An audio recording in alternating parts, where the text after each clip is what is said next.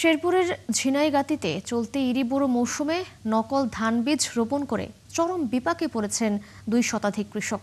অভিযোগ উঠেছে মধুপুরের মিরন সিড কোম্পানির ব্রিজ 96 জাতের মোড়কে বাজারজাত করা বীজেই ঘটেছে এমন বিপর্যয়। তারা জানান, ডিলারের শাস্তি দাবি করে অভিযোগ দিলেও প্রতিকার পাননি। এই বিষয়ে কৃষি বিভাগ বলছে, উৎপাদন, পরিবহন ও বিক্রয়ের সাথে জড়িতদের বিরুদ্ধে ব্যবস্থা নেওয়া হবে। তারিকুল ইসলামের তথ্য ছবিতে প্রতিবেদন। শেরপুরের ঝিনাইগাতির বিস্তীর্ণ সবুজ ধানের মাঠ থেকে মনে হবে বাম্পার ফলনের সুবাতাস বইছে ক্ষেতগুলোতে।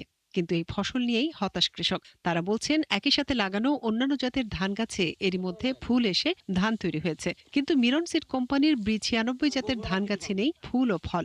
উল্টো গাছ নষ্ট হয়ে আস্তে আস্তে নিচের দিকে নেমে যাচ্ছে।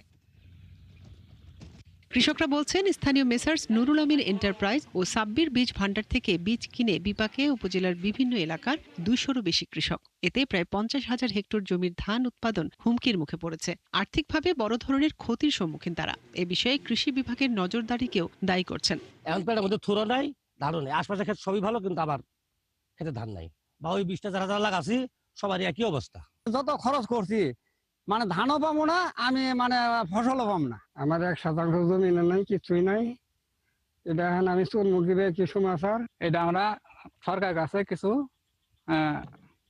ভর্তুকি চাই। তবে অভিযুক্ত ডিলাররা বলছেন, কৃষকের কাছে অনুমোদিত বীজ বিক্রি করেছেন তারা। সেই সাথে ক্ষতিগ্রস্ত কৃষকদের ক্ষতিপূরণের আশ্বাস দিয়েছেন। যার পাইছি তাই বেচছি, আর কৃষকের যে ক্ষতিগ্রস্ত যেটা এটা কোম্পানি দায়িত্ব নেবে, আমরা তার কিছু করতে পারবো না। ক্ষতিপূরণের ব্যবস্থা তো এটা কৃষকের যদি করে তাহলে আমার তো এটা দেখতে হবে আর কি।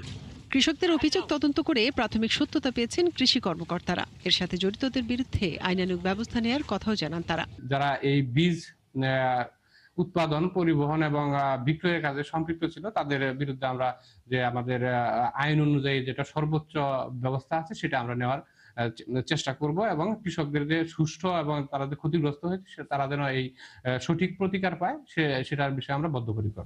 নকল বীজ বিক্রি বন্ধে সরকার কঠোর পদক্ষেপ নেবে, এমনটাই প্রত্যাশা কৃষকদের। মনিরা কাজরি, ৭১।